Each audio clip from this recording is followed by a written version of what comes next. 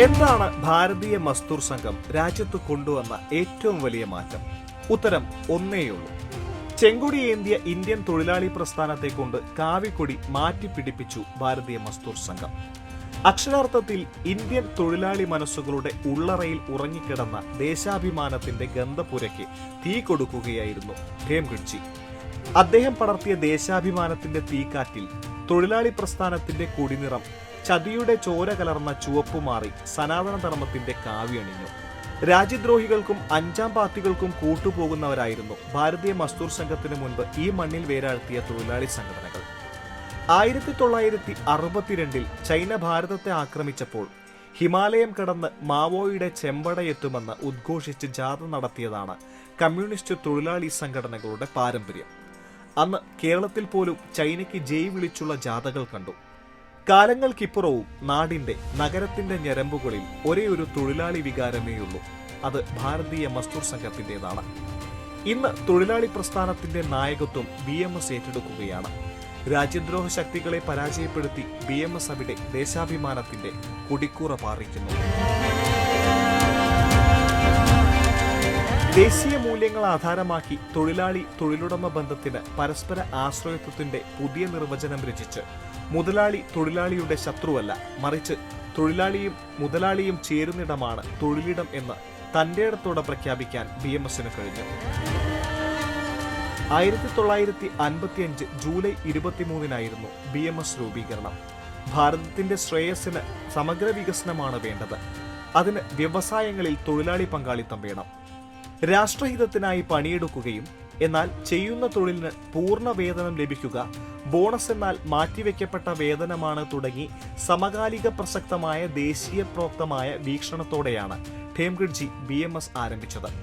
വിപ്ലവം ജയിക്കട്ടെ എന്ന മുദ്രാവാക്യവുമായി ചെങ്കൊടികളേന്തി നടന്നാൽ മാത്രമേ തൊഴിലാളി താൽപര്യം സംരക്ഷിക്കപ്പെടുകയുള്ളൂ എന്ന മൂഢവിശ്വാസത്തിന് തിരിച്ചടി നൽകിക്കൊണ്ട് തൊഴിലാളി തൊഴിലുടമ സംഘർഷമല്ല, മറിച്ച് തൊഴിലാളിയും തൊഴിലുടമയും ഒത്തൊരുമിച്ച് അഭിവൃദ്ധിക്കായി പ്രവർത്തിക്കുകയാണ് വേണ്ടതെന്ന് ഖേംഗഡ്ജി ആഹ്വാനം ചെയ്തു. അധ്വാനം ആരാധനയാണ് എന്ന ആപ്തവാക്യം ഉദ്ഘോഷിച്ചുകൊണ്ട് ത്യാഗം, തപസ്യ, ബലിദാനം എന്നീ ത്രിവിധ ശബ്ദത്തോടെ ദേശസ്നേഹികളായ ലക്ഷക്കണക്കിന് തൊഴിലാളികളെ വാർത്തെടുത്തു. സംഘടനയുടെ പതാക തിരഞ്ഞെടുക്കുമ്പോഴും അക്രമത്തിന്റെ ചോര പുരണ്ട ചുവന്ന കൊടിയെ മാറ്റി നിർത്തി ത്യാഗത്തിന്റെയും തപസ്യയുടെയും പ്രതീകമായ കാവി പതാക നെഞ്ചേറ്റുവാൻ തെല്ലും ആലോചിക്കേണ്ടി വന്നില്ല. ഭാരതമാതാവിനെ ആരാധിച്ചുകൊണ്ട് മാത്രമേ രാഷ്ട്രഭക്തർക്ക് പ്രവർത്തിക്കാനാവൂ എന്ന തൊഴിലാളികളെ ബോധവൽക്കരിച്ചു.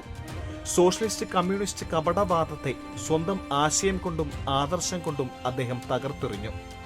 സമാജവാദമല്ല, മറിച്ച് പണ്ഡിറ്റ് ദീനദയാൽ ഉപാധ്യായ മുന്നോട്ട് വെച്ച വരിയിൽ ഏറ്റവും അവസാനം നിൽക്കുന്നവരെ കൂടി ഉൾക്കൊള്ളുന്ന ഏകാത്മ മാനവ ദർശനമാണ് തൊഴിലാളിക്ക് അഭികാമ്യമെന്ന് ഖേംഗഡ്ജി ഉദ്ബോധിപ്പിച്ചു.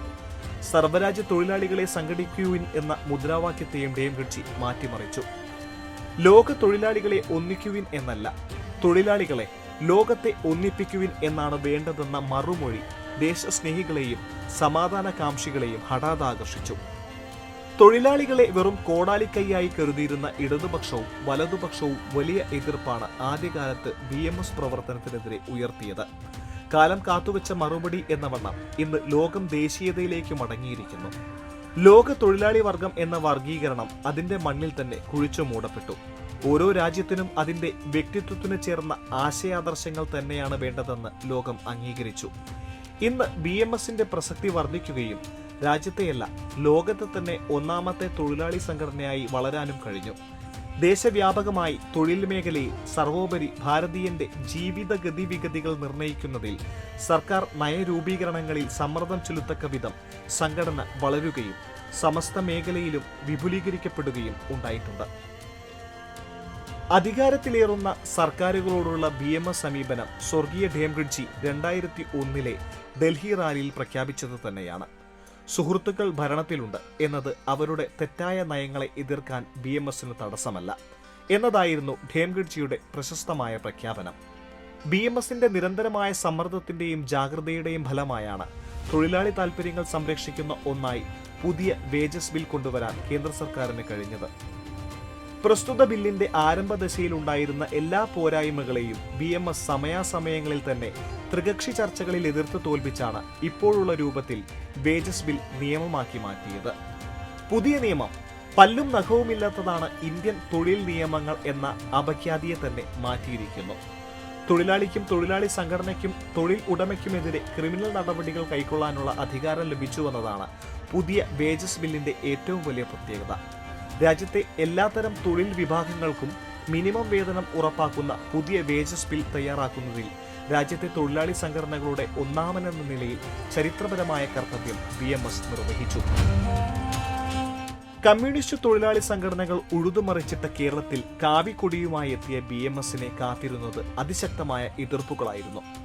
കേരളത്തിൽ ചുമട്ടു തൊഴിലാളിയാകാനും കർഷക തൊഴിലാളിയാകാനും ചെത്തു തൊഴിലാളിയാകാനും കമ്മ്യൂണിസ്റ്റ് പാർട്ടിയുടെ തിട്ടൂരം വേണ്ടുന്ന കാലഘട്ടത്തിൽ സ്വതന്ത്രമായി പണിയെടുക്കാനുള്ള അവകാശത്തിനായി BMS പോരാടി. BMS പ്രവർത്തകർക്ക് മാർക്സിസ്റ്റ് മാടമ്പിത്തരത്തിനെതിരെ നിറനെഞ്ച് കാട്ടേണ്ടി വന്നു. കേരളത്തിലെ ഗ്രാമങ്ങളിലും നഗരപ്രാന്തങ്ങളിലും കാവിക്കൊടി ഉയർത്തിക്കെട്ടാൻ അനവധി ജീവനുകൾ തന്നെ ബലിയർപ്പിക്കേണ്ടി വന്നു. അനവധി പ്രവർത്തകർ ജയിലിലേക്ക് തീർത്ഥയാത്ര നടത്തി. രാജ്യത്തെങ്ങുമില്ലാത്ത അതിക്രൂരമായ എതിർപ്പുകളെ നേരിട്ടാണ് കേരളത്തിൽ BMS പ്രവർത്തനം ഉയർന്നു വന്നത്.